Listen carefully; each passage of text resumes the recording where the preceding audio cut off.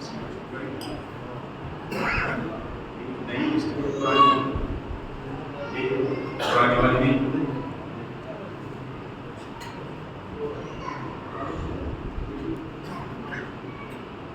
باللہ من الشیطان الرجیم بسم اللہ الرحمن الرحیم الحمد للہ رب العالمین بارئ الخلائق اجمعین والصلاة والسلام والتحیۃ والاکرام علی سیدنا و حبیبنا ابی القاسم محمد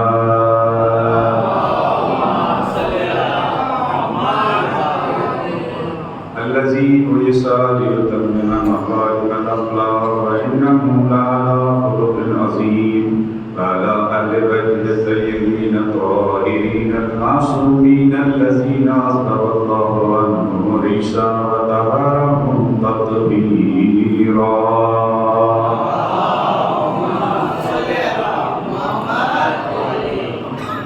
فلعنة الدائمة على أعدائهم أجمعين من الآن إلى قيام يوم الدين أما بعد فقد قال أمير المؤمنين عليه السلام ألا وإن لكل مأموم إماما يقتدي به ويستزي بنور علمه ألا وإن إمامكم قد اكتفى من دنياهم بالتمرار ومن دامه بقرصان ولكن لا تقدرون على ذلك فأعينوني بورع واجتهاد وخفة وصداد رب اشرح لي صدري ويسر لي أمري واحلل عقدة من لساني يفقهوا قولي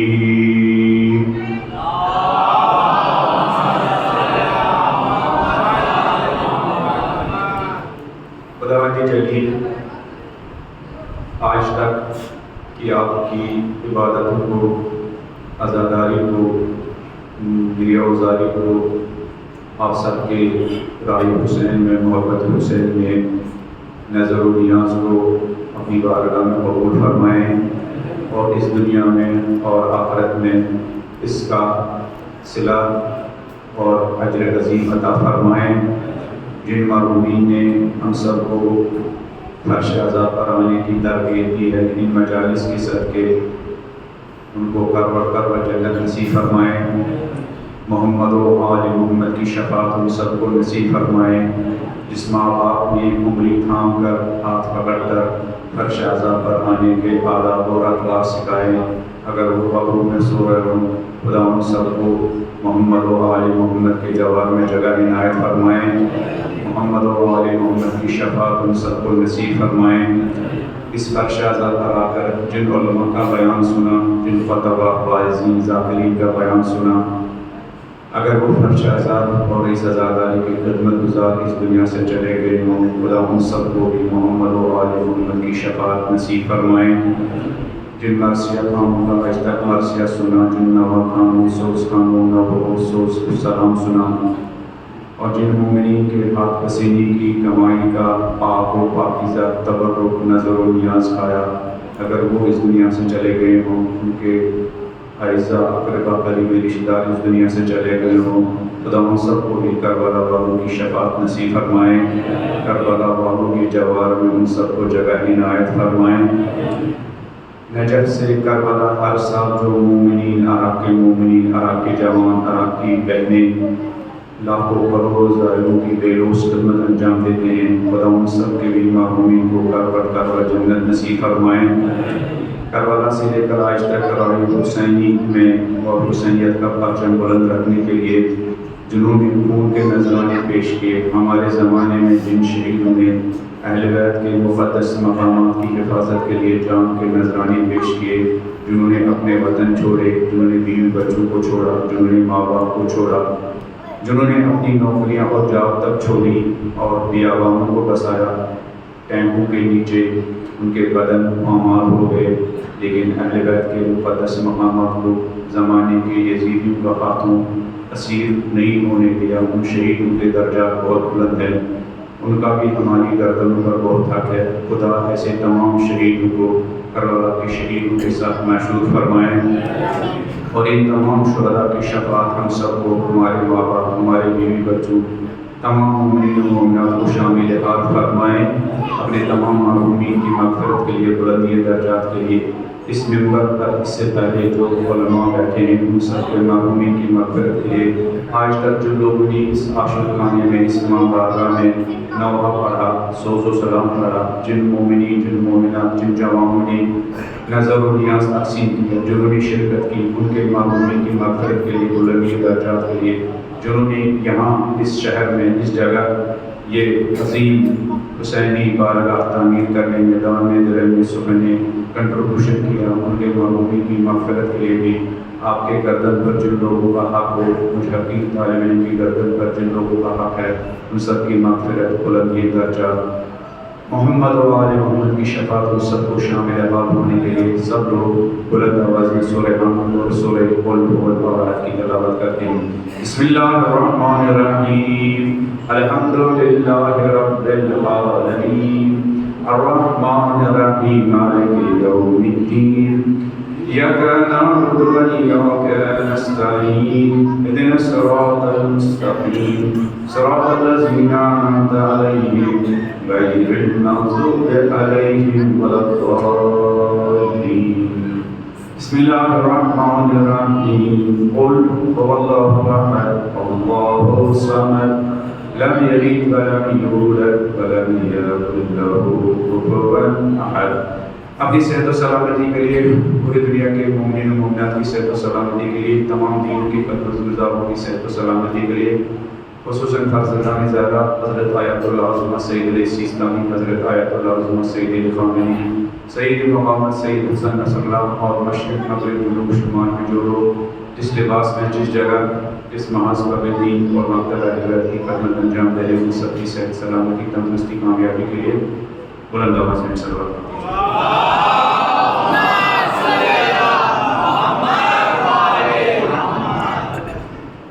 لسٹ مجھے تھمائی تھی اس کی، میں نے پورا گئی انشاءاللہ میں اس کے بعد ان سب کے لیے صبح والے پڑھنے کے بہت مرتبہ صلوات پڑھیں گے۔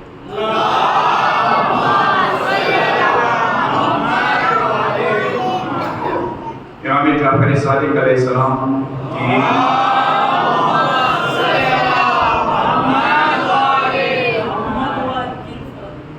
حدیث کے مطابق ایک شیعہ کے دوسرے شیعہ کے تئیں جو ذمہ داریاں ہیں، جو ریسپانسبلٹی ہے، جو مسئولیت ہے، جو حقوق اور جو رائٹس ہے، اس کے بارے میں انتہائی طالب علمانہ انداز میں گفتگو ہو رہی تھی، کوئی عالمانہ انداز میں گفتگو نہیں ہوئی، اور اندازہ ہوا کہ اہل بیت علیہم السلام جس طرح خود زندگی بسر کرتے تھے، ہلکا سا اپنے ماننے والوں سے یہ توقع رکھتے ہیں، ایکسپیکٹ کرتے ہیں کہ وہ بھی ویسی زندگی بسر کرے۔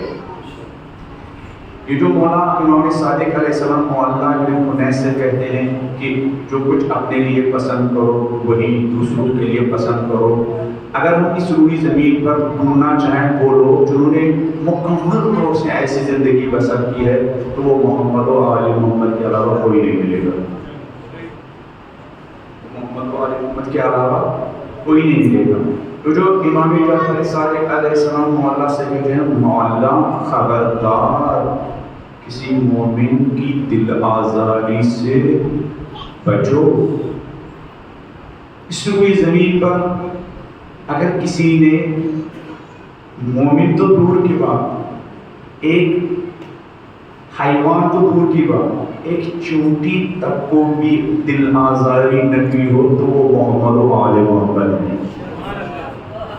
اس کا ایک نمونہ ہے مولا علی علیہ السلام نہج البلاغہ میں فرماتے ہیں، او اوتیت العالم السبع بما تحت افلاکها علی ان اعصی اللہ فی نملۃ ان اسلبها جلب الشعیرۃ ما فعلت۔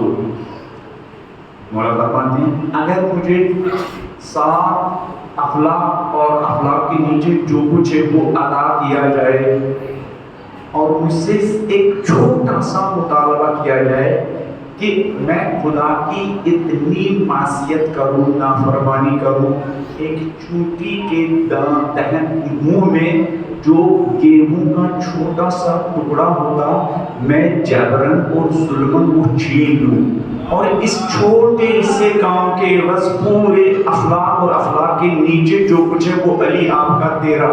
مولا فرماتے اتنی معمولی سی معصیت اور نافرمانی بھی میں خالق کی نہیں کر سکتا۔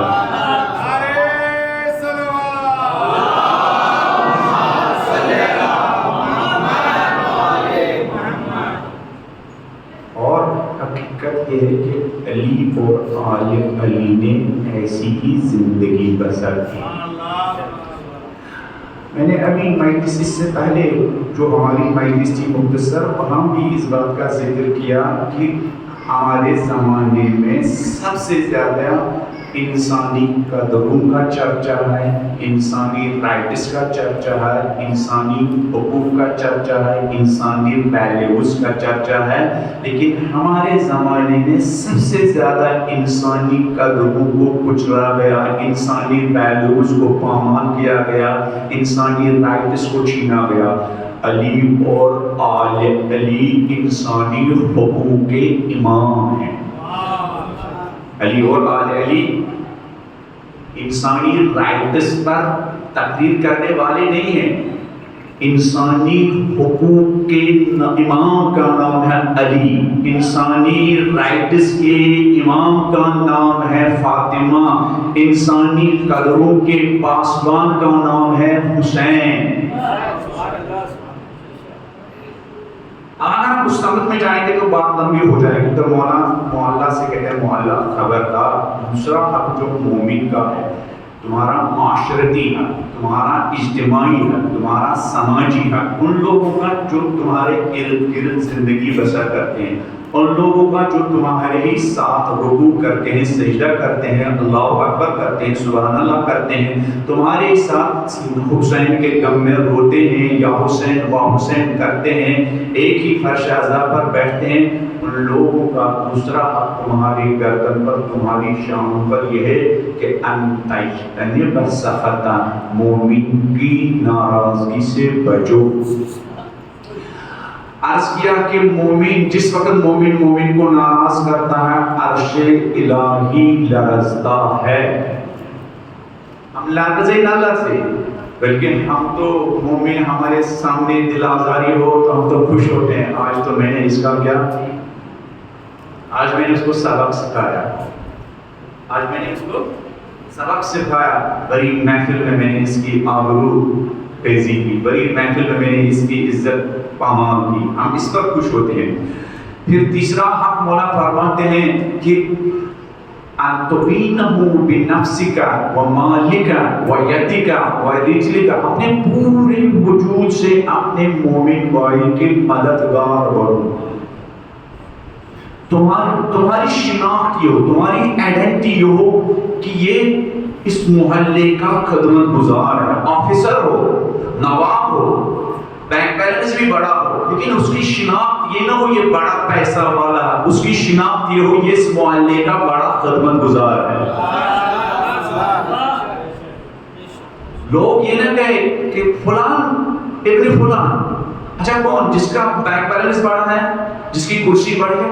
نہیں، ارے پیسہ تو چھوڑیے، وہ تو ہمارے محلے کا سب سے بڑا خدمت گزار ہے۔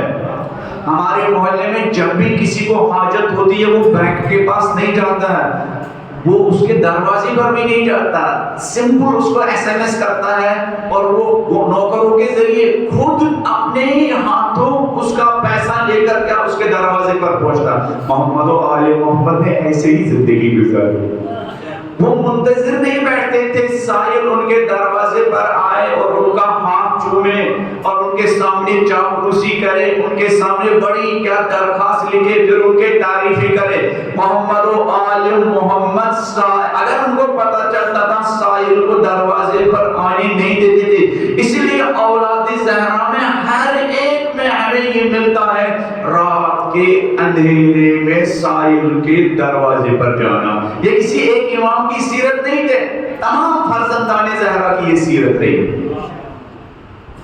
اور اگر سائل دروازے پر آتا بھی تھا تو اتنا اس کو ریسپیکٹ دیتے تھے، ایسا لگتا تھا کہ مانگنے والے ہی کا حق ہے، دینے والے کا حق نہیں ہے۔ پتہ نہیں میں نے آپ کو یہ بتایا یا نہیں، ایک چھوٹی سی مجلس، البتہ وہ چھوٹی مجلس نہیں تھی، وہاں میں نے بتایا امام سجاد کی خدمت میں جب سائل آتا تھا اور امام جب اس کو کچھ دیتے تھے، امام اس سائل کے پیچھے پیچھے نکلتے تھے گھر سے، اور جب وہ سائل پلٹ کے امام کو دیکھتا تھا، مولا آپ میرے پیچھے پیچھے کیوں آ رہے ہیں؟ مولا اللہ اکبر، اور بن جائے اس طرز زندگی پر۔ مولا فرماتے تھے تمہارا حق ہے نا، اس لیے تمہارے پیچھے پیچھے آ رہا ہے، تمہارا وہ ہینگ ہو جاتا تھا آج کے زمانے۔ مولا میرا حق، ارے یہ جو میرے ہاتھ میں یہ تجوری ہے، یہ تھیلی ہے، یہ تو آپ کا دیا ہوا حق ہے، آپ کا حق تو میرے ہاتھوں میں، میرا کون سا حق ہے؟ مولا فرماتے تمہارا حق ہے، تو یہ میرا مال اگر کسی اجرت کے میری آخرت تک پہنچنے کا سبب بن رہا ہے۔ جن غریبوں کو ایسے اماموں کی شفقت نصیب ہوتی ہوگی، اللہ اکبر، خالق کا شکرانہ بجا لاتے گئے پالنے والے، یہ کیسی مخلوق ہے، زہرا انا آتینا کل کوثر، یہ کیسی نسل ہے۔ لوگ اسے ہم مانتے ہیں تو وہ ہماری عزت کا جنازہ نکالتے ہیں، یہ کیسے لوگ دینے کے باوجود ہم سے کہتے ہیں کہ مانگنے والے تیرا حق ہے، تو مفت میں بغیر اجرت کے میرے اس مال کو، میرے اس دولت کو، میرے اس صدقات کو، میرے انفاق کو میری قبر میں لے کے جا رہا ہے۔ کیا میننگ فل لائف سٹائل۔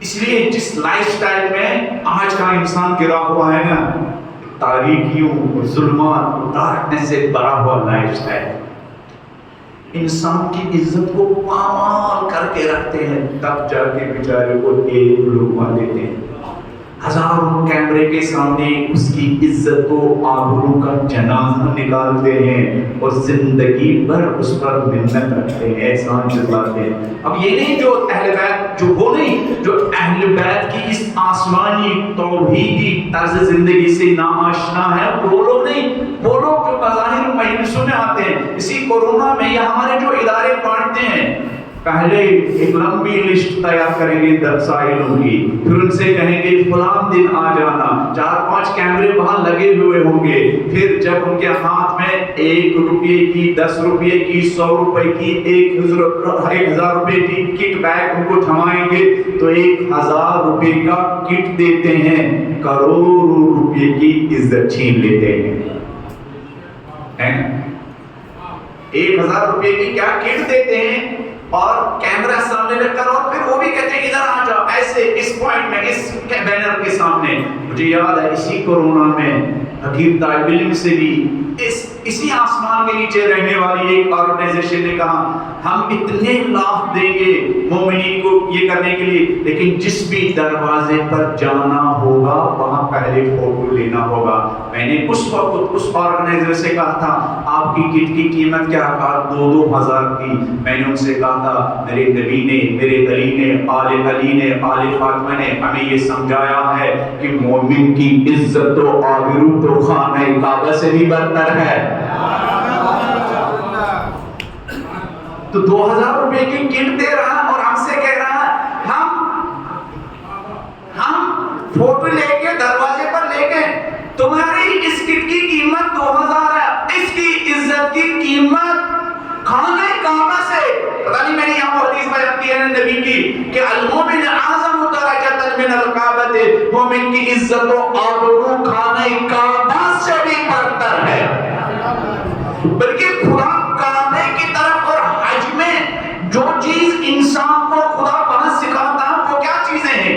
وہ انسانی قدریں ہیں۔ وہاں خالق انسان کو اتنی پریکٹس کرواتا ہے کہ دیکھو قدموں کے نیچے ایک چھوٹا اور معمولی کیڑا بھی نہ جانے پائے، دیکھو تمہارے سر میں اگر کوئی چھوٹی سی جوں بھی کیا ہو اس کو اپنے 2 انگلیوں کے بیچ مسل بھی نہیں سمجھو۔ ان چھوٹی چھوٹی چیزوں کی قدر و قیمت کے ذریعے انسان خدا کو آمادہ کر رہا ہے کہ تم بنی آدم کے بارے میں خالق نے کہا وَلَقَدْ كَرَّمْنَا بَنِي آدَمَ، بنی آدم مکرم ہے، معزز ہے، مکرم ہے، اس کی عزت کرنا سیکھو۔ جب تمہیں ایک معمولی ایک پھول سے، معمولی ایک پیڑ کو اپنے قدموں کے نیچے وہاں نسل نہیں سکتے ہو تو انسانی خون بہانے کی کہاں اجازت دی جائے گی؟ جب تم ایک معمولی درخت کو وہاں کچل نہیں سکتے ہو تو انسان کی عزت و آبرو کو پامال کرنے کی کہاں تمہیں اجازت دی جا سکتی ہے؟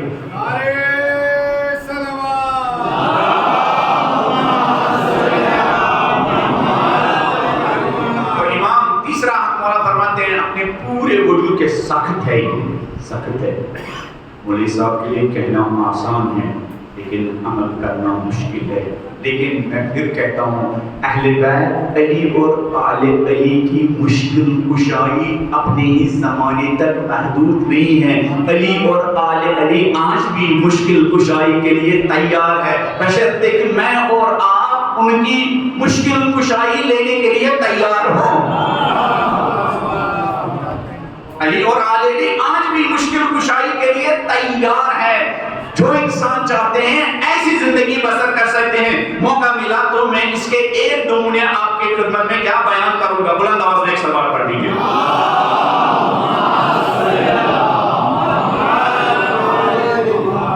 تو چوتھا حق مولا فرماتے ہیں، اچھا چوتھا حق تو یہی تھا، چوتھا تیسرا حق مولا فرماتے ہیں چوتھا والحق الرابع، مومن کا مومن کے اوپر چوتھا حق شیعہ سوسائٹی میں، اہل بیتی معاشرے میں، اہل بیتی سماج میں، اہل بیتی سوسائٹی میں مولا فرماتے ہیں چوتھا حق یہ کہ ان تکون عینہ، دیکھیں غور سے سنیے، اس لیے میں بار بار کہتا ہوں کہ ہمیں جب بھی موقع ملے اس بات کے لیے کہ ماں باپ نے محمد و آل محمد کی محبت دل میں ڈالی، ہر نماز کے بعد سجدہ شکر بجا لانا چاہیے۔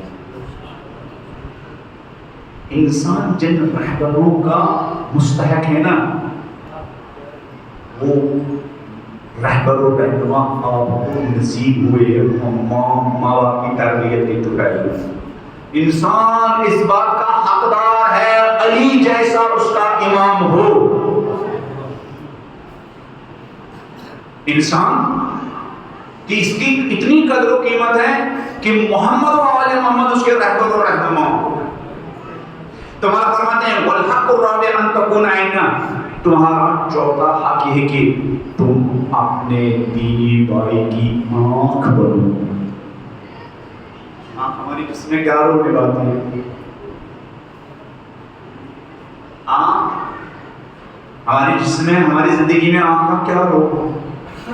آنکھ ہی کے سہارے ہم، آنکھ ہی کے ذریعے ہم راستے میں کیا صحیح راستے اور غلط راستے کی پہچان کرتے ہیں۔ آنکھ ہی کے راستے، آنکھ ہی کے ذریعے ہم صحیح اور غلط راستے کی پہچان کرتے ہیں۔ امام فرماتے ہیں اپنے مومن بھائی کی آنکھ بنو، تمہارا مومن بھائی تمہارے ذریعے خیر اور شر کی تمیز کرنے کے لائق بنے، اچھے اور برے کی تمیز کرنے کی لائق بنے، صحیح اور غلط شناخت کرنے کا لائق بنے۔ پھر مولا فرماتے ہیں بدلیلہ، اپنے مومن بھائی کی دلیل، دلیل عربی میں کہتے ہیں جس کو آپ آج کہتے ہیں گائیڈ۔ جب آپ جاتے ہیں نا جو پکنک اسپاٹ ہوتے ہیں یا جو کوئی ہسٹوریکل پلیسز ہوتے ہیں نا، جو نیشنل ہیریٹیج وغیرہ ہوتے ہیں، وہاں گورنمنٹ نے گائیڈ لگائے ہوتے ہیں، پھر وہ آپ کو رہنمائی کرتے ہیں، گائیڈ کرتے ہیں۔ جیسے آپ لکھنؤ جائیں گے، وہ جو امام بارگاہ بھول بھلیا، تو وہاں گائیڈ لگے ہوتے ہیں، وہ آپ کو کہاں سے جانا، کہاں سے اندر ہونا، وہ آپ کو کیا، ابھی میں مرشد آباد میں تھا، وہاں بھی ایک جگہ ہے کیا ہزار دری، جائیں گے تو وہاں بھی گائیڈ موجود ہے، انسان کی رہنمائی کرتا ہے کہاں سے جانا ہے۔ اور جب آپ مقدس مقامات کی زیارت کے لیے جائیں گے، بعض جگہوں پر کیا گائیڈ ہوتے ہیں۔ امام رضا علیہ السلام کے روزے میں جائیں گے، وہاں بہت سارے آس پاس بہت سارے کتب خانے، بہت سارے میوزیم ہیں، وہاں گائیڈ ہوتے ہیں۔ وہ انسان کو بتاتے ہیں کہاں سے کہاں جانا ہے. امام فرماتے ہیں تمہارا چوتھا حق ہے کہ تم اپنے دینی بھائی کے گائیڈ بنو. یا چوراہے پر ہوتا ہے نا, چوراہے پر وہ کیا کہتے ہیں اس کو, ٹریفک پولیس ہوتی ہے نا, ٹریفک پولیس ہوتی ہے نا, وہ ٹریفک کو کنٹرول کرتے ہیں کہ ٹریفک میں وہ جو نظم و نسق کو ان کی ذمہ داری ہوتی ہے, وہ بھی ایک طرح کے گائیڈ ہوتے ہیں. امام فرماتے ہیں تمہارا چوتھا حق ہے کہ تم اپنے دینی بھائی کے گائیڈ بنو, رہنما بنو, دلیل بنو, اس کو رہنمائی کرو, اس کا ہاتھ تھامو, زندگی میں اس کا ہاتھ تھامو, صحیح راستے میں چلنا سکھاؤ. چاہے وہ گھریلو مسائل ہو, اس کے گھریلو مسائل میں اس کے رہنما بنو. ہم تماشا بین زیادہ بنتے ہیں, ہم گفتگو کرتے ہیں, اچھا فلاں گھر میں فلاں کا بیٹا, اس کا اپنے ماں باپ کے ساتھ ریلیشن ٹھیک نہیں ہے, ہم گفتگو کرتے ہیں. اہل بیت نے ہمیں تماشا بین بننا نہیں سکھایا, اہل بیت نے ہمیں رہنما بننا سکھایا.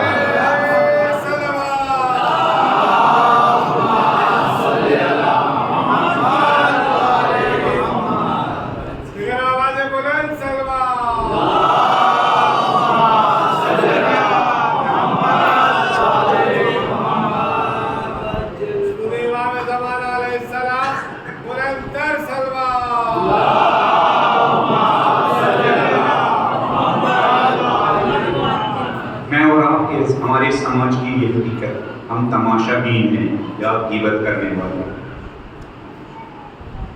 ہم کیا ہے یا کیا ہے؟ اہل بیت نے آپ سے یہ ایکسپیکٹ نہیں کیا آپ تماشا بین بنے. اہل بیت نے محمد و آل محمد نے ہم سے یہ توقع نہیں رکھی کہ ہم غیبت کرنے والے اور تماشا دیکھنے والے اور گفتگو کرنے والے اور کیا مذاکرات کرنے والے اور رات کے 2-2 بجے تک کسی کی فیملی کی, کسی کی زندگی کی آپریشن کرنے والے بنے. ڈاکٹر کس طرح آپریشن نہیں کرتا ہے جس طرح ہم اپنی بیٹھکوں میں اسی انسان کی عزت و آبرو کا آپریشن کرتے ہیں. ہمارے ائمہ نے, خود امام جعفر صادق نے کتنا امپورٹنٹ تھا اہل بیت.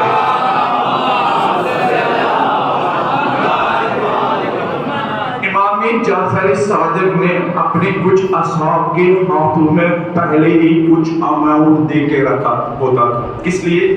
ان سے کہا تھا جب بھی پتہ چلے میرے 2 شیعوں میں آپس میں کیا گلے ہیں, شکوے ہیں, آپس میں تعلقات ٹھیک نہیں ہے, میں یہ پیسے تمہارے پاس رکھتا ہوں, تم ایسے لوگوں کو گھر دعوت بلاؤ, دسترخوان پر ضیافت کا اہتمام کرو, ان کو لاؤ, ایک دسترخوان پر بٹھاؤ, کھانا کھلاؤ, اور اس پیسے کے ذریعے ان کی دوریاں ختم کرو. اہل بیت علیہ السلام کو تیروں اور تلواروں کے زخم اتنا تکلیف نہیں دیتے ہیں جتنا اہل بیت کو اپنے ماننے والوں کے اختلافات تکلیف دیتے تھے. اپنے ماننے والوں کے اختلاف دور کرنے کے لیے اپنے جیب کے پیسے ABC کے حوالے کرتے تھے. دیکھو جب بھی پتہ چلے ہمارے 2 شیعوں کے درمیان اختلاف ہے, میاں بیوی کے درمیان اختلاف ہے, ماں اور باپ کے درمیان اختلاف ہے, باپ اور بیٹے کے درمیان اختلاف ہے, 2 ہمسائیوں کے درمیان اختلاف ہے, جو بھی تمہیں انفارمیشن ملے ان کو اپنے گھر بلاؤ, اہتمام کرو, ضیافت کا مہمان بناؤ ان کو گھر, یہ لو پیسے تاکہ ان کے اختلافات دور کرو. کیونکہ میں نے اور آپ نے صرف نعرے لگائے, ورنہ جب میرے اور آپ کے مولا کو سر پر ضربت لگی تھی, علی نے ابن ملجم کی ضربت کو بلایا, میرے اور آپ کے درد یاد آئے, اور لہذا اپنے بیٹے حسن اور حسین سے فرمایا بیٹا حسن میں ان چیزوں کی وصیت کرتا ہوں. انہیں میں سے ایک وصیت یہ تھی, لیکن ایک وصیت تھی بیٹا صلاح ذات البین, بیٹا دیکھو اپنے جو آپ کے آس پاس میں جو مومن آپس میں دور ہو, جو 2 بھائی آپس میں دور ہو, جن کے درمیان لڑائی ہو, جھگڑا ہو, کلیشز ہو, صلاح ذات البین, بیٹا صلاح ذات البین, دور جو مومنین جن کے درمیان اختلاف ہو ان کے اختلافات ختم کرو, ان کے درمیان صلح و دوستی کرو. میں نے تمہارے جد محمد مصطفیٰ سے سنا ہے صلاح ذات البین افضل من عامت الصلاۃ والصوم. بیٹا حسن، دو لوگوں کی دوریاں ختم کرنا، دو لوگوں کے اختلافات ختم کرنا، دو لوگوں کے گلے شکوے ختم کرنا 1 سال کے نماز اور روزوں سے افضل کام ہے.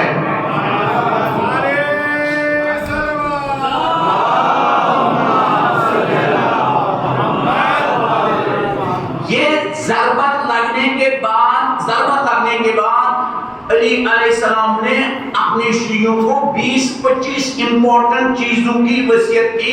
انہی میں سے ایک امپورٹنٹ چیز جس کی وصیت کی کہ دیکھو حسن اور حسین، ہمیشہ کے لیے تمہارا ایک کام یہ ہونا چاہیے، جو دو مومن آپس میں کیا ان میں دوریاں ہو، ان کی دوریاں ختم کرنا تمہاری ایک ریسپانسبلٹی ہے، تمہاری ایک ذمہ داری ہے. ہم علی اور آل علی کی زندگی کے حاشیے تک آ گئے ہیں، لیکن متن زندگی میں ہم کبھی وارد نہیں ہوئے. متن زندگی ہم نے زندگی ٹوٹل ہم نے صرف کیا اپنا وقت یا تانے دینے میں، یا چڑھانے میں، یا نقطے مارنے میں، یا واہ واہ کرنے میں، یا نعرے لگانے میں.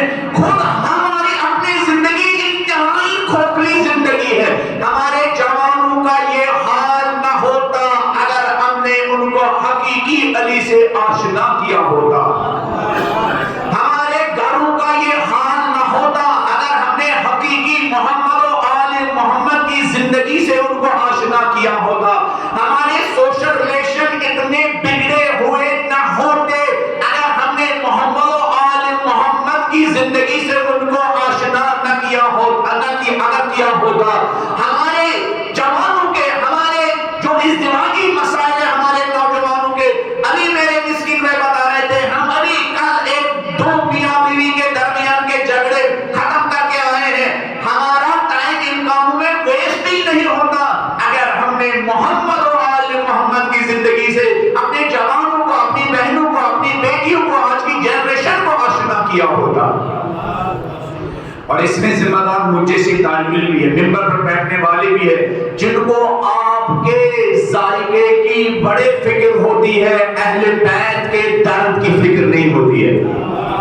اہل بیت کا درد یہ نہیں ہے کہ لوگ ان کو داد دے، اہل بیت کا درد یہ ہے کہ لوگ ان کو فالو کرے. اہل بیت کا درد یہ نہیں ہے لوگ ان کے نام پر مجلسوں میں جھومے. اہل بیت کا درد یہ ہے کہ اہل بیت کا درد یہ ہے کہ لوگ ان کی اطاعت و فرمانداری کر کے روح زمین پر تمام انسانوں کے لیے آئیڈیل اور اسوہ بنے، ماڈل بنے، رول ماڈل بنے، زندگی کے مشکلات آسان کرنے کے لیے.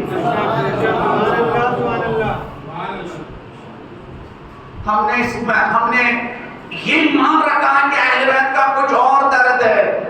ہم نے اپنے حساب سے اہل بیت کے درد کو کیا سمجھا ہے، اہل بیت کا درد کچھ اور.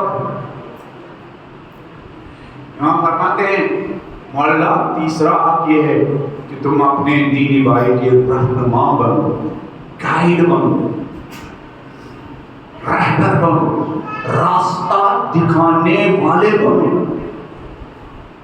وہ جو کسی جگہ ہینگ ہو گیا ہو، وہ جو زندگی کے مسائل سلجھانے میں، حل کرنے میں پریشان ہو، جو بچوں کی کیریئر بنانے میں، کریکٹر بنانے میں، جو اپنے بزنس میں جس کو فیلئر کو سامنا کر رہا ہو، تم اس کے رہنما بنو. وہ کس طرح بہترین بزنس کر سکتا ہے، تم اس کو رہنمائی کرو. وہ کس طرح اپنی بہترین ازدواجی زندگی بسر کر سکتا ہے، تم اس کی رہبر و رہنمائی کرو. وہ کس طرح اپنے بچوں کی بہترین تربیت کر سکتا ہے، تم اس کی رہبری کرو، تم اس کا ہاتھ تھامو، تم اس کو گائیڈ کرو.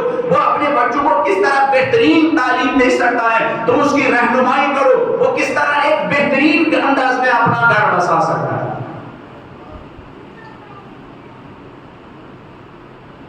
وہ 4-5 کام جن میں ہمیں اپنے مومن بھائیوں کو گائیڈ بننا چاہیے.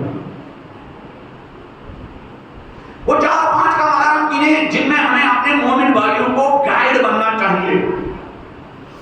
بنیادی کام، فنڈامنٹل کام، ٹھوس کام جن میں ہمیں اپنے دینی بھائیوں کو، ایک آج کے جوان کو اپنے جوان بھائیوں کا کیا رہبر بننا چاہیے، رہنما بننا چاہیے، دلیل بننی چاہیے، آنکھ بننی چاہیے. سب سے پہلا کام جس میں ہمیں اپنے دینی بھائیوں کو گائیڈ بننا چاہیے وہ اپنے دینی بھائی کو انسان بننے میں گائیڈ بننا چاہیے، رہبر و رہنما بننا چاہیے.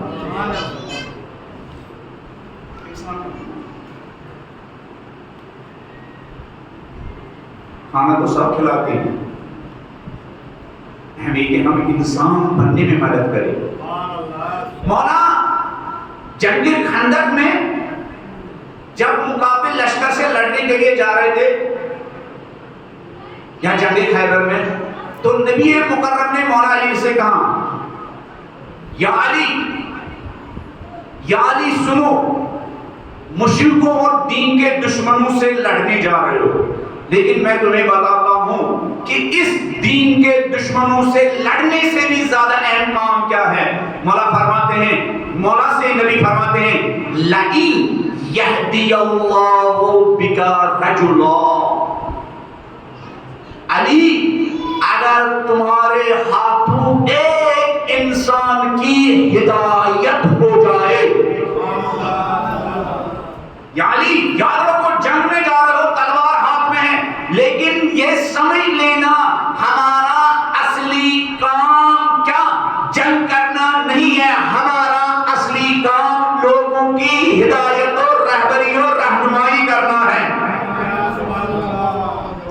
اسی لیے میں بار بار کہتا ہوں مولا حسین علیہ السلام بار بار لشکر عمر سعد کے سامنے ایک خطبے کے بعد دوبارہ خطبہ جانے کیوں جاتے تھے؟ اس لیے کہ حسین علیہ السلام کی بنیادی ذمہ داری ہے گمراہ انسانوں کی ہدایت کرنا.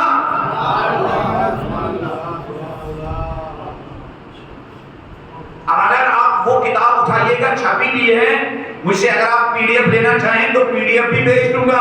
اگر پی ڈی ایف نہیں، خدا کو کتاب پڑھنا چاہیں اردو زبان میں ہے تو میں آپ کو بھیج بھی سکتا ہوں. ہم نے 2000 کی تعداد میں لاسٹ ایئر وہ چھپ پرنٹ کی تھی، تو آپ دیکھیے ان خطبوں کو پڑھنے کے بعد آپ کو اندازہ ہو جائے گا گمراہ انسانوں کی نجات کتنی حسین کے دل میں تھی. میں نے ابھی کلکتہ میں یہ جملہ کہا ہے، حسین لشکر عمر سعد نے جتنی تیاری حسین اور حسین کے ساتھیوں کو قتل کرنے کی تھی، اس سے 1000 گنا حسین علیہ السلام نے ان گمراہ انسانوں کو ہدایت کرنے کے لیے تیاری کی تھی. جتنی انہوں نے قتل کرنے کی تیاری نہیں کی تھی، انہوں نے قتل کرنے کے لیے 30,000 لوگوں کو تیار کیا تھا. حسین علیہ السلام نے ان کو نجات دینے کے لیے علی اکبر جیسے شبیہ پیغمبر کو تیار کیا، جس کے ایک موئی سر کی قیمت لشکر عمر سعد کے 30,000 لشکر سے بھی زیادہ تھی. اسی لیے جب مولا حسین اور حسین کے ساتھی بھی لشکر عمر سعد کے سامنے جاتے تھے، ان کے راجز دیکھیے، راجز یعنی وہ اشعار جو وہ جن کے ذریعے وہ لشکر عمر سعد کے سامنے اپنا انٹروڈکشن دیتے تھے، ان کو اٹھائیے، اس سے پتہ چلتا تھا حسین کے ایک ایک ساتھی کو لشکر عمر سعد کو نجات اور ہدایت کی تھی. آپ اس طرف نہیں جائیں گے. یہ بھی ایک ٹاپک ہے جس پر اشرے پڑھے جا سکتے. کربلا شہداء کے کیا رجز ہیں، اتنے میننگ فل. مولا فرماتے ہیں مولا سے علی علیہ السلام فرماتے ہیں، نبی مولا علی سے فرماتے ہیں لَئِن يَهْدِيَ اللَّهُ بِكَ رَجُلًا، اے علی اگر تمہارے ہاتھوں ایک انسان کو ہدایت ملی، خَيْرٌ لَكَ مِمَّا طَلَعَتْ عَلَيْهِ الشَّمْسُ، علی یہ تمہارے لیے ان تمام چیزوں سے افضل و برتر ہے جن پر سورج کی روشنی پڑتی ہے. اور قرآن سورہ مائدہ ومن اجل ذلك كتبنا على بني اسرائيل انه من قتل نفسا بغير نفس او فساد في الارض فكانما قتل الناس جميعا ومن احیاها فكانما احیا الناس جميعا. کہ اس آیت کے مطابق اگر کسی نے ایک انسان کے قتل کے اسباب فراہم کیے، قرآن کہتا ہے اس نے ایک انسان کو نہیں، روئی زمین پر تمام انسانوں کو قتل کیا. اگر ایک انسان کو انسان کی زندگی بچائی، قرآن کہتا ایک کو نہیں، ایک کی زندگی نہیں بچائی، پوری انسانیت کی زندگی بچائی. امام فرماتے ہیں قتل سے مراد جسمانی قتل نہیں ہے، سر کاٹنا نہیں ہے، قتل سے مراد ایک انسان کو گمراہ کرنا پورے انسان کے گمراہ کرنے کے برابر ہے. مولا فرماتے ہیں زندہ کرنے کا مطلب یہ نہیں ہے کہ ایک انسان کو کسی سانس پھول رہی تھی آپ نے اس کو آکسیجن چڑھائی. زندہ کرنے کا مطلب ہے کہ اگر آپ کے ہاتھوں آپ کے کام سے ایک انسان کو ہدایت ملی تو آپ کو ایک انسان کی ہدایت کا ثواب نہیں ملے گا، روئی زمین پر کھربوں انسانوں کی ہدایت کا ثواب ملے گا.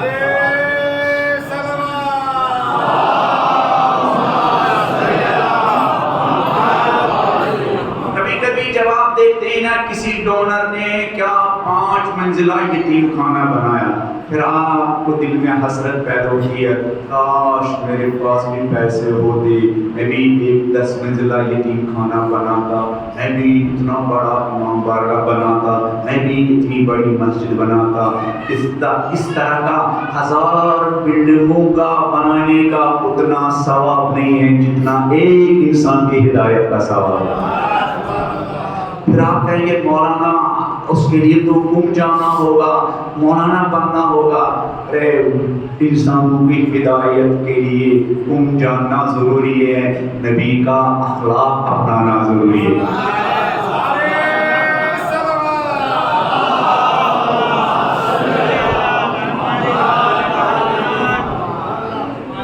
پتہ نہیں آپ نے بعض دوستوں نے یہ سنا ہو، ایران میں ایک پاپولر خطیب ہے جن کا نام ہے آیا انصاری، شیخ انصاری ان کو کہتے ہیں.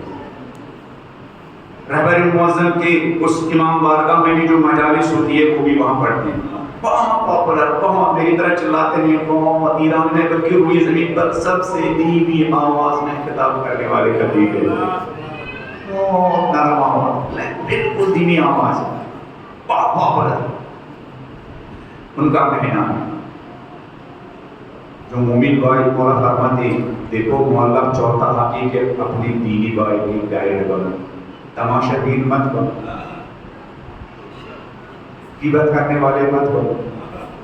قرآن گھر میں یہ پرابلم ہے. اچھا مجھے تو پتا تھا ایسا ہوگا. اچھا آپ کو پتا تھا ایسا ہوگا، پھر آپ نے کوئی اقدام بھی نہیں کیا. ادھر سے دعویٰ ہے کہ میں علی کا ماننے والا بھی ہوں، ادھر سے دعویٰ ہے کہ میں امام جعفر صادق کا ماننے والا بھی ہوں.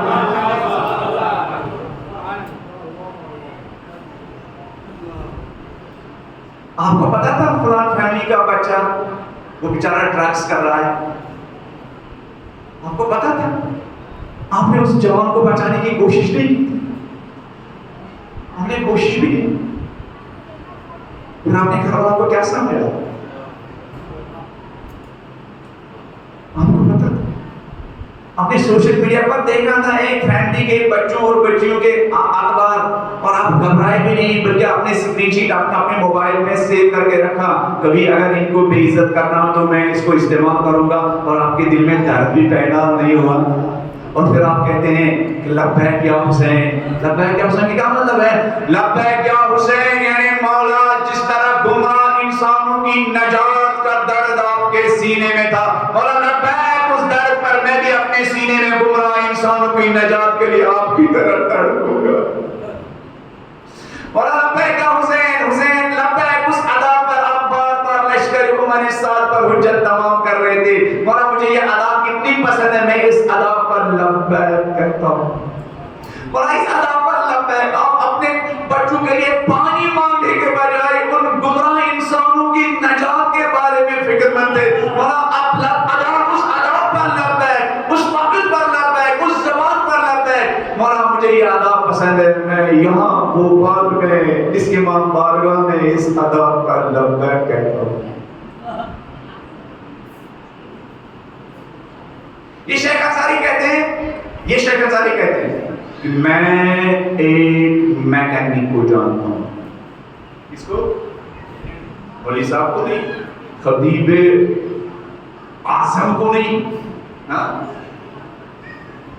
لوگوں کو اپنے نقطوں کے ذریعے کیا جمانے والا خطیب نہیں, بلکہ ایک میکینک کو جانتا ہوں. گاڑیوں بائک یہ جو ان کو ٹھیک کرنے والا انسان, اس کو جانتا ہوں. میکینک کہتے ہیں کہ میں ایک میکینک کو جانتا ہوں. اپنی ایک مجلس میں کہا میں ایک میکینک کو جانتا ہوں جس نے اپنی میکینک کے ورکشاپ پر آج تک 500 بے نمازیوں کو نمازی بنایا, 500 شرابیوں سے شراب چھڑوائی. اگر آپ مجھ سے کہیں گے تو صاحب آپ تو سال بھر یہ تبلیغ کرتے ہیں, آپ 10 کی لسٹ بتائیے جن بے نمازیوں کو آپ نے نمازی بنایا ہو, میں تو ہینڈسپ کروں.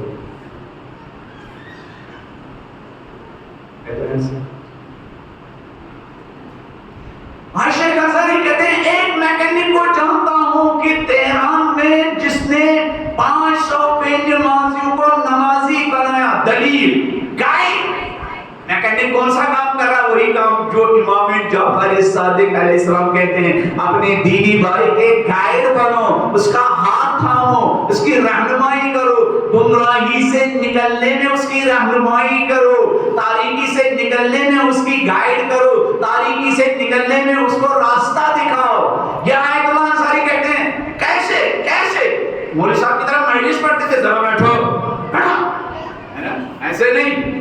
ان سے کہتے تھے جب بھی ان کے پاس کوئی خراب گاڑی لے کے آتا تھا, خراب بائک لے کے آتا تھا, ان سے شرط کرتا تھا دیکھو جتنی دیر میں گاڑی ٹھیک ہوگی آپ کو میرے سامنے بیٹھنا ہوگا, تب جا کے میں آپ کی سکوٹی, تب جا کے میں آپ کی بائک, تب جا کے میں آپ کی کار ٹھیک کروں گا, ورنہ میں نہیں. وہ بیٹھتے تھے اور اس دوران اس کے آفس میں جو کام کرنے والے تھے, جو نوکر تھا, اس سے کہہ کے رکھا تھا یہ جو 2 گھنٹے میں گاڑی ٹھیک کروں گا 3 مرتبہ 4 مرتبہ چائے لے کے آنا, صرف میرے لیے نہیں, میں جس کی گاڑی ٹھیک کر رہا ہوں اس کے لیے بھی ویسے ہی چائے لے کے آنا, جیسی چائے میرے لیے لانا, اس کے لیے بھی ویسے ناشتہ لے کے آنا, جیسا ناشتہ میرے لیے لانا, اس کے لیے بھی ویسے ہی آئس کریم اس گرمی میں لے کے آنا جیسی آئس کریم میرے لیے لاتے ہو. پھر جب 3-4 گھنٹے کام کرنے کے بعد اس کا دل جیتتے تھے, پھر اس سے کہتے تھے بھائی اذان کا ٹائم ہو گیا, تمہاری مرضی ہے, میں تو نماز پڑھنے چلتا ہوں, تمہاری مرضی ہے میرے ساتھ چلو گے یا نہیں. 2 گھنٹے اس کو اپنے اخلاق کے ذریعے دل جیتنے کے بعد وہ انسان جس کی گاڑی خراب ہوتی تھی وہ بے نمازی اس نمازی میکینک کے ساتھ مسجد میں جاتا تھا.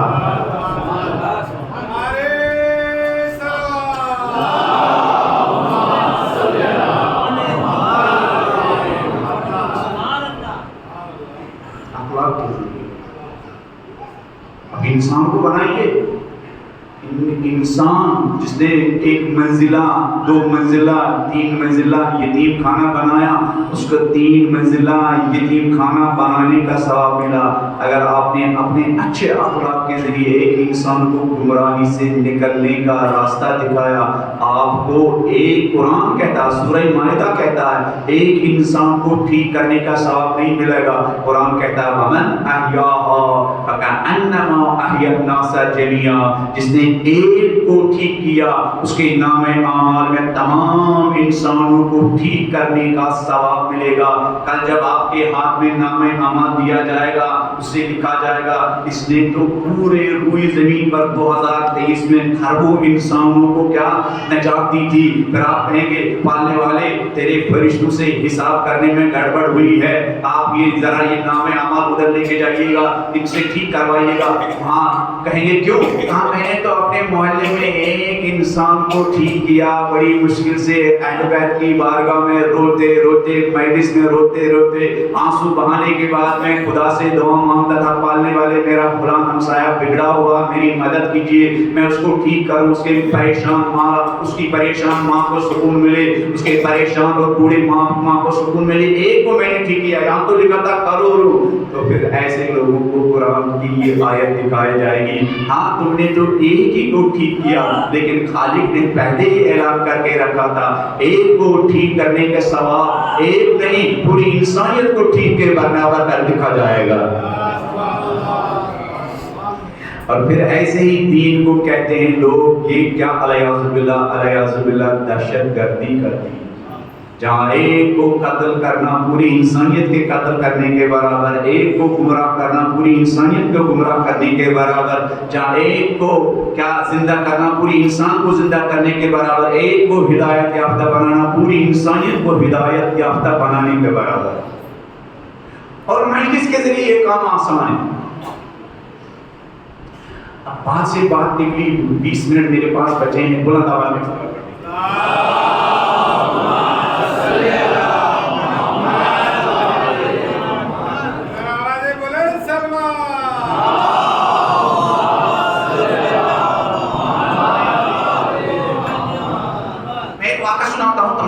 حوصلہ ملے. کام کرنا مشکل نہیں ہے, آسان ہے. اہل بیت کی کیا مدد لینا چاہیں, ہم اہل بیت سے مدد لیتے ہی نہیں ہیں. ہماری گلی کوچے میں جو لوگ مشہور ہے کہ بھائی اس یہ تعویذ دیتا, ہمیں اس کی تعویذ پر اثر ہے, اہل بیت کے توسل پر ہمیں یقین نہیں ہے. ہم توسل کی فضیلت سننے کے بعد دعوت دیتے ہیں, توسل کرتے نہیں. شہید سلیمانی کے دوست کہتے ہیں جنگ میں ایران عراق وار میں جب بھی شہید سلیمانی کے سامنے رکاوٹیں کھڑی ہوتی تھی, سلیمانی کہتے تھے دوستو یہی وقت ہے بی بی زہرا سے توسل کرنے کا. بی بی زہرا سے توسل کرنے کے لیے یہ تاگے باندھنا ضروری نہیں ہے, بلکہ دل کا رشتہ اہل بیت سے جوڑنا ضروری ہے. ہمیں تاگے باندھنے پر زیادہ یقین ہے, ہم دل سے ان کو بلاتے نہیں ہیں. اگر آپ یوٹیوب پر سرچ کریں گے شہید سلیمانی کے وہ توسل, جب وہ میدان جنگ میں اپنے دوستوں کے بیچ بی بی زہرا کے ساتھ گر گڑا کر باتیں کرتا, اللہ ایسا لگتا ہے, ایسا اس انداز سے روتے ہیں, ایسا لگتا ہے کہ کوئی جوان اس کا مر گیا ہو. اس انداز سے اہل بیت کی بارگاہ میں سلیمانی گریہ کرتا. اب میں اس طرف نہیں جاؤں گا, بہت سارے نمونے ہیں, میں اس طرف نہیں جاؤں گا. بات سی بات نکل رہی ہے, میں معذرت چاہتا ہوں. ایک نمونہ بتاؤ, تہران میں ایک جوان پارک میں ایریا کا نام نہیں بتاؤں گا, دیکھا وہ ایک ساتھ بیٹھے ہوئے تھے اپنی بیوی کے ساتھ. دیکھا کچھ فاصلے پر کچھ نوجوان نشہ کر رہے ہیں, ہوتے نا وہ بھوکا وغیرہ نشہ کر رہے ہیں. تو دور سے ہی دیکھ رہا, وہ بھی وہاں سے آ رہی ہے. انہیں دور سے دیکھا کہ وہ آپس میں لڑنے لگے, وہ نشہ کرنے والے آپس میں لڑنے لگے. تو اس نے دیکھا جب یہ آپس میں لڑنے لگے تو پھر بیچ میں ایک صاحب نے قسم کھائی. قسم کیا کھائی؟ بیچ میں ایک صاحب نے قسم کھائی کہ ابوالفضل کی قسم. کیا قسم کھائی؟ اب ایرانی ابوالفضل کی قسم بہت کھاتے ہیں, یہ بہت ابوالفضل کی قسم ہے. یہ نوجوان کہتا ہے, جب بیٹھا ہوا تھا اپنی فیملی کے ساتھ, ایک بسیجی تھا. آپ جانتے ہیں بسیج ایران میں ایک جماعت ہے جو نظام کو بچانے کے لیے, انقلاب کو بچانے کے لیے ہر میدان میں اترتے ہیں. جنگ کا میدان میں وہاں بھی اترتے ہیں, کورونا کا میدان میں وہاں بھی اترتے ہیں, زلزلے کا میدان میں وہاں بھی اترتے ہیں, سیلاب کا میدان میں وہاں بھی اترتے ہیں, ہر میدان میں اترتے ہیں. ایک جماعت ہے جنہوں نے اپنے کو انقلاب کے لیے, شیوع کے لیے واقف کر لیا. مولانا جی نہر اللہ میں اپنے ساتھیوں کی کوالٹی بیان کرتے ہیں. وہ بھی جنگ کی پیچھے جب آ رہے تھے تو ان میں یہی ایک لفظ آیا, میں اس طرف بھی نہیں جاؤں گا. تو اس نوجوان نے دیکھا ان کے آپس میں لڑائی ہو گئی, چرس پینے والوں کے درمیان, نشہ کرنے والوں کے درمیان لڑائی ہو گئی. تو ایک نے بیچ میں قسم کھائی, ابوالفضل کی قسم, میں نے ایسا نہیں کیا. تو یہ نوجوان وہیں بیٹھا وہ سوچ رہی ہے بسیٹی کہ ابھی ان کے اندر محمد و آل محمد کی محبت کی چنگاری موجود ہے. اس چنگاری کے ذریعے ان کو نجات دی جا سکتی ہے. ہم جب دیکھتے ہیں ایک انسان نماز میں نہیں آتا بس خدا حافظ, ہم جب دیکھتے ہیں ایک انسان جمعہ میں نہیں آتا خدا حافظ, ہم جب دیکھتے ہیں ایک انسان 5 وقت کی نماز پڑھتا ارے یہ تو ختم ہو چکا ہے خدا حافظ, ہم جب دیکھتے ہیں ایک انسان بالکل دین کو فالو ہی نہیں کرتا ہے, اگر کبھی کبھی مجلسوں میں آتا ہے ہم اس کو تانے دیتے ہیں ارے اس مجلس میں آنے سے کیا ہوگا, آپ کو کیا پتا ہے ایک دن حسین علیہ السلام کی یہی محبت اس کے اندر حر بنانے کا سبب بنے گا. تو یہ نوجوان کہتا میں نے جب دیکھا یہ آپس میں لڑائی کر رہے ہیں اور قسم کھا رہے ہیں ابوالفضل کی قسم, میں نے دیکھا یہ ابھی پوری طرح سے کیا خاکستر راکھ نہیں ہوئے, ان کی دین کا جذبہ پوری طرح راکھ نہیں ہوا, بلکہ ابھی ایک چنگاری باقی ہے. میں نے آہستہ آہستہ ان میں سے 2-1 لوگوں کے ساتھ بات کرنا شروع کی, دوستی بڑھائی 5-6 مہینے تک ان چرسیوں کو, ان نشہ کرنے والوں سے, ان ڈرگس کرنے والوں سے, ان چرس پینے والوں کے ساتھ میں نے گفتگو کی, دوستی کا ہاتھ بڑھایا, ان کے ساتھ ہوٹل جانے لگا, کھانا پینے لگا. آہستہ 6 مہینے کے بعد ان چرسیوں میں سے, ان نشہ کرنے والوں میں سے 2-3 لوگوں کو میں مسجد میں لانے میں کامیاب ہوا. لیکن جب میں ان کو مسجد میں لایا تو مسجد کے نمازی مجھ سے ناراض ہو گئے, تم نے ان چرسیوں کو یہاں لا کر ہماری مسجد کی روحانیت اور معنویت کو خراب کیا. پھر جب انہوں نے دیکھا کہ وہ صبح کی نماز, ان کا کہنا کہ آہستہ میں ان کو پہلے مغربین کی نماز میں لے کے آیا, پھر ظہر عصر کی نماز میں لے کے آیا, پھر نماز صبح میں بھی لے کے آیا. پھر جب 5-6 مہینے میں نے کام کیا, 10-20 ان نشہ کرنے والوں کو میں 5 وقت کی نماز میں جماعت میں لانے میں کامیاب ہو گیا. پھر مسجد کے امام نے, متولی نے ایک دن مجھ سے کہا کہ تم یہ بتاؤ, یہ جو چرسی تھے جن کے ماں باپ بھی ان سے نا امید تھی, بہن بھائی بھی ان سے نا امید تھے, ان کے بیوی بچے بھی ان سے نا امید تھے, تم نے کس امید کے سہارے ان کو نماز جماعت میں لانے کے قابل کیا؟ کہا میں پارک میں تھا, یہ آپس میں نشہ کر رہے تھے, چرس پی رہے تھے, ڈرگس کا استعمال کر رہے تھے, ان کے درمیان لڑائی ہو گئی. میں نے دیکھا یہ آپس میں جب قسم کھا رہے ہیں, یہ حسین علیہ السلام کے علمدار وفادار کی قسم کھا رہے ہیں. میرے دل نے کہا ابھی یہ پوری طرح دین سے خارج نہیں ہوئے ہیں, ابھی ابوالفضل عباس کی محبت ان کے دلوں میں ہے. اسی ابوالفضل عباس کی محبت کو میں نے پکڑا, ان کے ساتھ دوستی کا ہاتھ بڑھایا, 5-6 مہینے ان پر کام کیا. آج اس 5-6 مہینے کی محنت کا نتیجہ اور اس ابوالفضل عباس کی محبت کی چنگاری جو ان کے دلوں میں تھی, اس کا نتیجہ یہ آج مسجدوں میں 5 وقت کی نماز میں حاضر ہو رہے ہیں.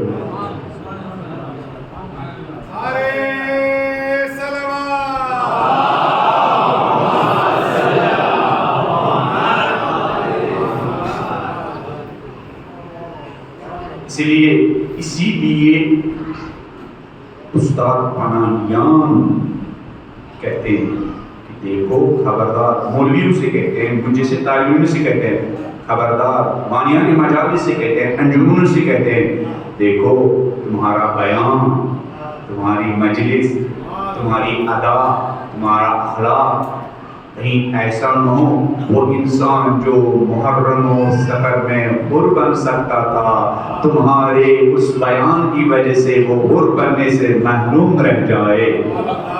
خاص کر آج کے دور میں اس 5G کے زمانے میں, اس بہائی کے زمانے میں سب سے زیادہ آزمائش میں جو بچے ہیں ہمارے زمانے کے بچے ہیں. آج سے 20 سال 30 سال 40 سال کی جنریشن کے لیے برائی اور گمراہی کے راستے اتنے کھلے ہوئے نہیں تھے اور گمراہی کے راستے اتنے آسان نہیں تھے جتنے ہمارے زمانے کے بچوں کے لیے گمراہی کے راستے آسان ہیں.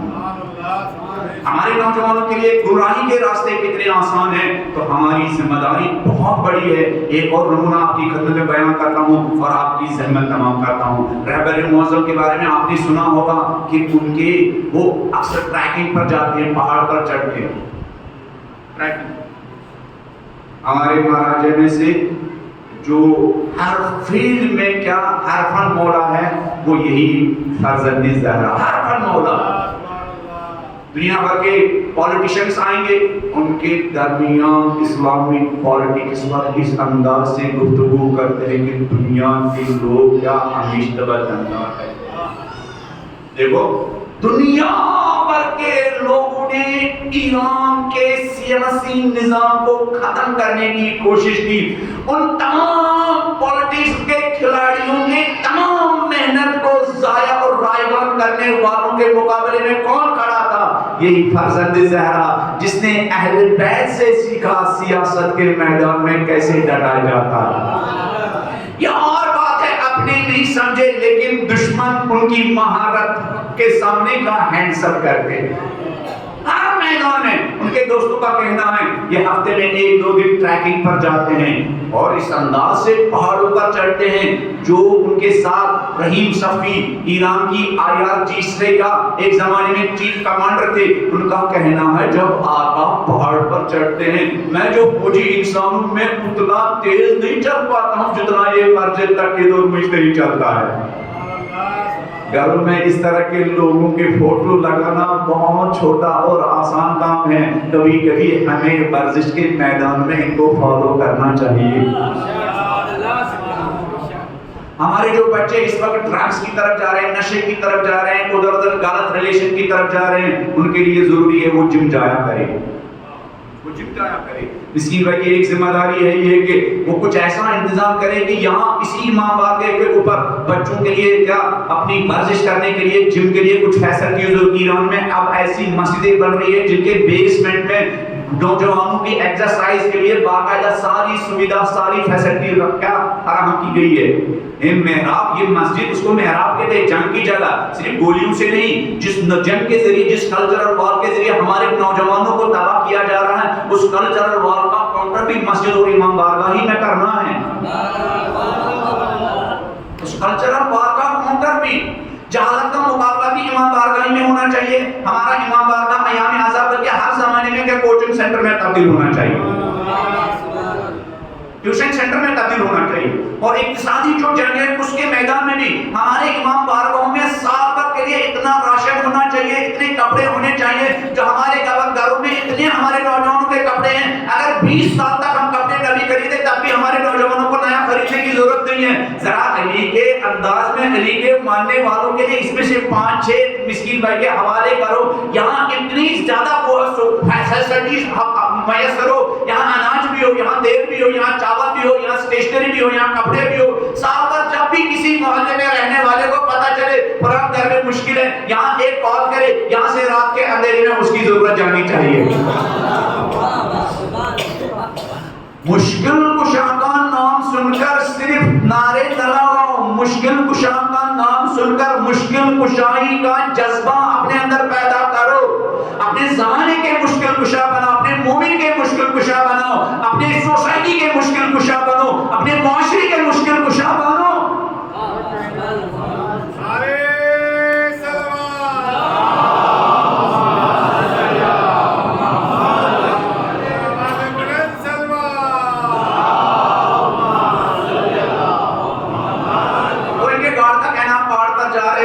تو آگے آگے کیا ایک لڑکی تھی جس کے جو اپنے ہاتھوں گاڑ کتا لیے ہوئے پہاڑ پر چڑھ رہی تھی. یہ جو ان کے گارڈ تھے وہ سمجھ رہے تھے, ہم سمجھ رہے تھے ابھی آقا ہم سے کہیں گے ذرا اس لڑکی سے یہ کتا لے لو اور فوراً کیا پہاڑ کے نیچے پھینک دو. لوگ اکثر کیا ایموشنل ہے نا، ہمیں صرف غصہ آتا ہے، ہمارے پاس انسانوں کو بدلنے کے لیے صبر و تحمل اور ٹالرنس نہیں ہے. ہماری انرجی نیگیٹو کاموں میں صرف ہوتی ہے، پازیٹو کاموں میں صرف. لیکن یہ دونوں گارڈ کہتے ہیں جب ہم نے دیکھا کہ آقا قریب گئے، پہلے اس بیٹی کو سلام کیا، بیٹی نے سلام کیا. پہلے جب اس نے آقا کو دیکھو بیچاری ہینگ ہو گئی، پھر آقا نے کہا بیٹی تم نے یہ جانور لے کے رکھا ہے، بیٹی تم نے جانوروں کے رائٹس کے بارے میں کوئی کتاب پڑھی ہے یا نہیں پڑھی ہے؟ جانوروں کے رائٹس کے بارے میں کوئی کتاب پڑھی ہے نہیں. ان کے گارڈ جو وہ کہتے تھے ہم نے تو اپنے آپ کو تیار کیا ہوا تھا، آقا کہیں کہ کتے کو لے لو اور نیچے پھینکو. ہم نے جب دیکھا آقا اس لڑکی سے کہتے ہیں کہ بیٹی جانور پال رکھا ہے، جانور اس کے رائٹس کے بارے میں کوئی کتاب پڑھی ہے یا نہیں ہے؟ پھر ہم نے دیکھا آقا اس سے کہتے ہیں بیٹی جانور ہاتھ میں لے رکھا ہے، اگر تمہیں جانوروں کے رائٹس اور حقوق کے بارے میں کچھ کتاب چاہیے تو یہ کتاب ہے جس میں اسلامی ویو پوائنٹ کے اعتبار سے جانوروں کے رائٹس کے بارے میں گفتگو کی گئی ہے. پھر ان گارڈز کا کہنا ہے بات ختم ہو گئی ہے. پھر دوسرے دن ہم نے دیکھا آفس میں بیل بج رہی ہے، وہ لڑکی کال کر رہی تھی جس کے سر پر حجاب بھی نہیں تھا، میری طرف سے آقا کو کہنا ابھی تک میں آپ سے بہت نفرت کر رہی تھی کہ ایک مولانا ہمارے رہبر و رہنما بنے ہیں، ان سے کہنا آج کے بعد میرے اس دل میں زہرا کے فرزند خامنہئی کے علاوہ کوئی نہیں بسے گا. گائیڈ مولا امام جعفر صادق آپ کے فرمان پر قربان، آپ بھی رہنمائی کیجیے. آپ نے ہمارے لیے جو اتنا اچھا زندگی گزارنے کا نظام بنایا ہو، مولا آپ کو اپنی ماں فاطمہ کی قسم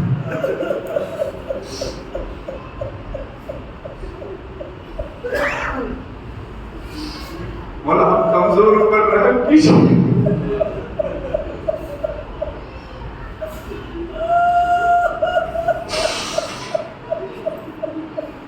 مولا یہ نوجوان آپ کے جد حسین کے کمی آتے تھے، مولا ان کی ماؤں نے بڑے خلوص کے ساتھ ان کو حسینی بنایا. اللہ اکبر اللہ اکبر. گائیڈ رہنما بننا. حسین نے قدم قدم پر گمراہ انسانوں کی رہنمائی کی. حسین علیہ السلام نے قدم قدم پر حسین مکے میں اس وقت کے ان مفتیوں کا رہنما بننا چاہتے تھے، ان کا گائیڈ بننا چاہتے تھے، ان کو ڈارکنیس سے نکالنا چاہتے تھے. مدینے سے نکلے جگہ جگہ، جب بھی کوئی ملتا تھا اس کے پاس کسی قاصد کو بھیجتے تھے یا خود جاتے تھے. ایک جگہ اسی سفر میں جب مولا مکے سے نکلے، ایک انسان جو حسین کی رہنمائی کا محتاج تھا لیکن وہ بھاگ رہا تھا. اللہ اکبر. وہ جو حسین کی رہنمائی کا محتاج تھا وہ بھاگ رہا تھا. حسین علیہ السلام کے خیموں سے دور اپنے خیمے نصب کرتا تھا. ایک جگہ اس انسان کو جس کو حسین کی گائیڈنس کی بڑی ضرورت تھی انسان بننے کے لیے، راہ نجات پر آنے کے لیے، ایک جگہ مجبور اس کو وہی اپنا خیمہ نصب کرنا پڑا جہاں حسین علیہ السلام نے خیمہ نصب کیا تھا. حسین علیہ السلام نے رہنمائی کی ذمہ داری کے لیے، گائیڈنس کی ذمہ داری کے لیے اپنے ایک قاصد کو بلایا. کہا دیکھو یہ زہیر جو مکے سے ہم سے بھاگ رہا تھا نا، اس نے ہمارے خیموں کے قریب اپنا خیمہ نصب کیا، جا کے اس سے کہہ دو حسین علیہ السلام نے بلایا ہے. اللہ کا زہرا کاش ایک دن ہمیں بھی آپ کے فرزند مہدی کی طرف سے بلاوا آتا یا زہرا. کیا زہرا اس مجلس کے ان بزرگوں کے آنکھوں سے نکلنے والے ان آنسوؤں کی قسم یاد رکھنا. کاش ہمیں بھی اسی طرح ایک پیغام آتا، جوان تمہاری اس سال کی عزاداری مجھے بہت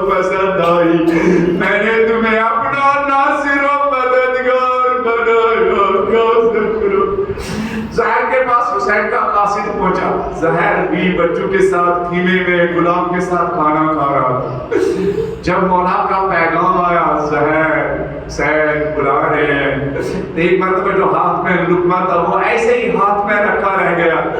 بیوی نے پوچھا زہر خیریت تو ہے؟ یہ لقمہ کھا نہیں کیوں رہے ہو؟ خیریت تو ہے؟ کہا ہاں جو میں نہیں چاہتا تھا وہی ہو گیا. کیا نہیں چاہتا تھا؟ وہ حسین کے قریب نہیں آنا چاہتا تھا, مگر حسین زہرا کا لال حسین کے قریب آنا چاہتا تھا. اللہ اکبر. ایک طرف گمراہ انسان, ایک طرف گمراہ انسانوں کو نجات دینے والا زہرا کا لال حسین. کہا کیا نہیں چاہتا تھا؟ کہا میں مکے سے نکلا حسین سے بچ بچ کے رہا, لیکن اب حسین نے اپنا قاصد بھیجا. کہا کیا لکھا؟ کہا اپنی نصرت کے لیے بلایا ہے. کہا کیا ارادہ؟ کہا ابھی فیصلہ نہیں کر پاتا ہوں. اللہ اکبر. اب یہ حسین کی رہنمائی اور اب یہ زہیر کی بیوی کی رہنمائی اور گائیڈنس. کہا اللہ اکبر میرے زہیر, حسین علیہ السلام فرزند زہرا بلا رہا ہے اور میرا زہیر فیصلہ نہیں کر پا رہا. دیکھو یہ حسین کی گائیڈنس اور زوجہ کی گائیڈنس. کہا زہیر یہ زنانہ لباس پہنو, یہ مردانہ لباس مجھے دے دو, میں تمہارے بدلے فرزند زہرا کی نصرت کے لیے نکلتی ہوں. اپنی زوجہ نے آمادہ کیا, خیمے سے نکلا. تاریخ میں لکھا جب زہیر حسین کی طرف جا رہا تھا بہت ہی غمزدہ حالت میں جا رہا تھا, بات دل ناخواستہ جا رہا تھا, لیکن پتہ نہیں حسین علیہ السلام نے زہیر کے دل میں کیا پڑا, زہیر کے دل پر کیا پڑا. جب زہیر حسین کے خیمے سے باہر نکلا, حشاش بشاش خوش و خرم, کوئی پریشان نہیں. خیمے میں پوچھا, بیوی سے کہا میں تمہیں طلاق دیتا ہوں, جاؤ ہم وطن کو جاؤ, یہ تمہارا مال, یہ تمہارا حق, یہ تمہارا سرمایہ. غلام کو خدا حافظی کہا, غلام یہ تمہارا مال. خیمے سے نکلا جلدی, جتنی یہاں دیر سے نکلا اتنی جلدی اب خیمے سے واپس نکل رہا. لیکن جب خیمے سے نکل رہا آزادارو, زہیر کی اہلیہ زہیر کے قدموں میں گری. کہا زہیر مجھے اب یقین ہو گیا, زہیر تمہیں جس مقام پر پہنچنا چاہیے تھا تو اس مقام پر پہنچے گا. زہیر مجھے یقین ہو گیا کل محشر میں حسین کے نانا محمد عربی تمہاری شفاعت کریں گے. زہیر مجھے یقین ہو گیا کل محشر میں حسین کی ماں فاطمہ الزہرا تمہاری شفاعت کرے گی. زہیر مجھ سے وعدہ کرو, زہیر کے قدموں میں گری زہیر کی اہلیہ, زہیر مجھ سے وعدہ کرو کل جب محشر میں حسین کے نانا حسین کی ماں تمہاری شفاعت کرے گی, زہیر اس وقت مجھے فراموش نہ کرنا. زہیر یا زہرا, زہیر کی اس خاتون و زہیر کی زوجہ کی اس وقت کی قسم, ہم بھی آپ کی شفاعت کے بڑے محتاج ہیں. یا زہرا, یا نبی اللہ, یا زادار آپ کے حسین کے قدمے آنسو بناتے بہاتے. یا رسول اللہ ہم بے قصر لاچار آپ کی شفاعت کے بڑے محتاج ہیں. یا رسول اللہ. زہیر حسین علیہ السلام سے جا کے ملا, عزادار اس مقام پر پہنچا جب شہادت زہیر کے بعد جب سارے شہید مقتل میں پڑے ہوئے تھے, جس وقت حسین نے اپنے شہیدوں کو نام لے کر پکارا, جن شہیدوں کو نام لے کر پکارا ان شہیدوں میں سے زہیر بھی ایک تھا. کہاں سو رہے ہو میرے زہیر, کہاں آرام کر رہے ہو میرے زہیر.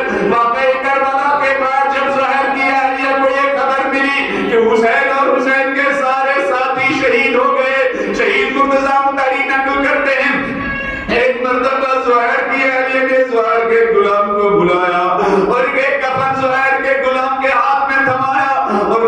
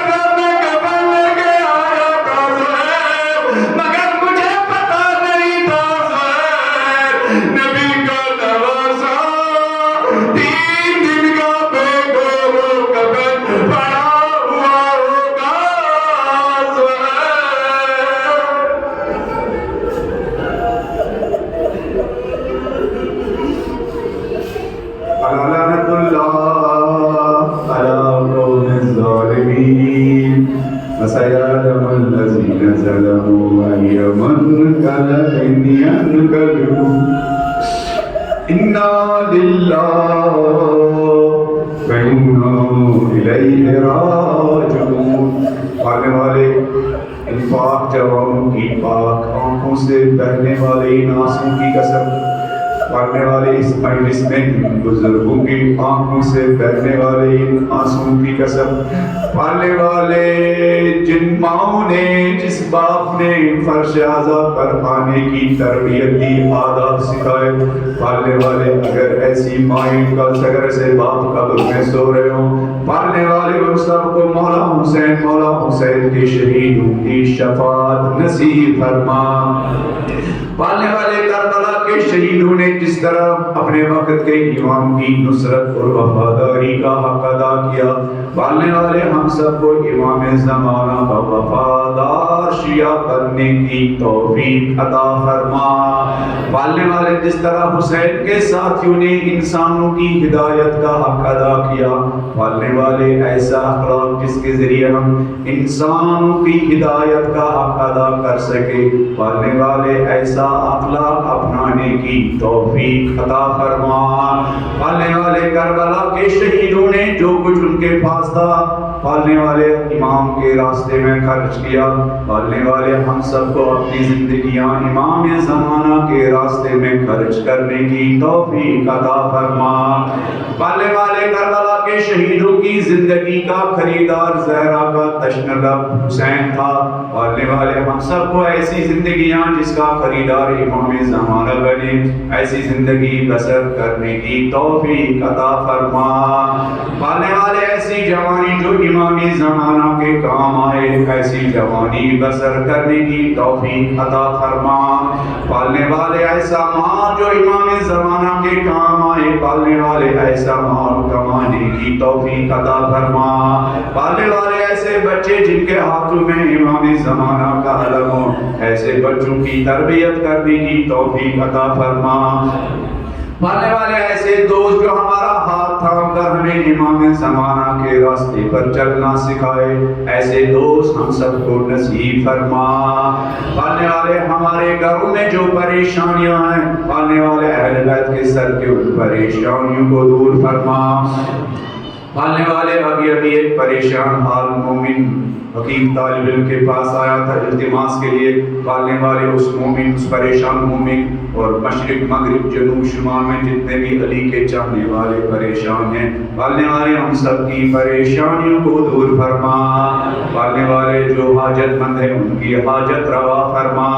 پالنے والے جو بے اولاد ہیں ان کو اولاد صالح عطا فرما. پالنے والے جن کو اولاد کی نعمت عطا کی، پالنے والے ان سب کو اپنے بچوں کی بہار عطا فرما.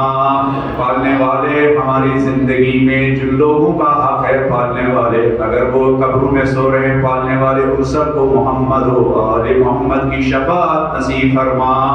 پالنے والے جو یہاں اور دنیا بھر کے اعضاء خانوں میں مولا حسین کا نام، مولا حسین کا مشن، مولا حسین کے غم کے لیے دامے درہمے سکنے اپنا کنٹریبیوشن اور اپنا حق ادا کرتے ہیں، پالنے والے ان کی زندگیوں میں برکت عطا فرما. پڑھنے والے اول محرم سے لے کر آج تک ان تمام مجالس میں جو دعائیں مانگی گئی ہے، پڑھنے والے ان تمام دعاؤں کو قبول فرما. پڑھنے والے ان تمام دعاؤں کو ہم سب کے حق میں قبول فرما. تمام مرحومین کی مغفرت کرے جنہوں نے اول محرم سے لے کر مجلسیں کی، مجلسیں پڑھی، سوز و سلام پڑھا، نوحہ پڑھا، مرثیہ پڑھا، مجلسوں میں آنسو بہائے، مجلسوں میں عاشور خانوں کی صفائی کی، سب کے مرحومین کے لیے عراق کے لاکھوں کروڑوں زائرین کی خدمت کرنے والے عراق کے مومنین کی مرحومین کی مغفرت کے لیے، خصوصاً محمود حسین ابن اصغر علی، حسن عابد ابن خورشید حسین، نفیس جہاں بنت محمود حسین، امرین فاطمہ بنت ظاہر حسین، قمر جہاں بنت راحت حسین، شاہ جہاں بنت راحت حسین، علی حیدر بن غلام حیدر، ظفر حسین بن محمود حسین، مرزا شوکت حسین ابن مرزا معشوق حسین، سید محافظ حسین ابن سید شاکر حسین، اور جتنے لوگوں کا آپ کی اور حقیقی طالب علم کی گردن پر رکھا ان سب کی مغفرت و بلند درجات کے لیے سورہ حمد اور سورہ قل کی تلاوت کر ان کو بخش لیتے ہیں. بسم اللہ الرحمن الرحیم، الحمد للہ رب العالمین، الرحمن الرحیم. إياك نعبد وإياك نستعين اهدنا الصراط المستقيم صراط الذين أنعمت عليهم غير المغضوب عليهم ولا الضالين بسم الله الرحمن الرحيم قل هو الله أحد الله الصمد لم يلد ولم يولد ولم يكن له كفوا أحد.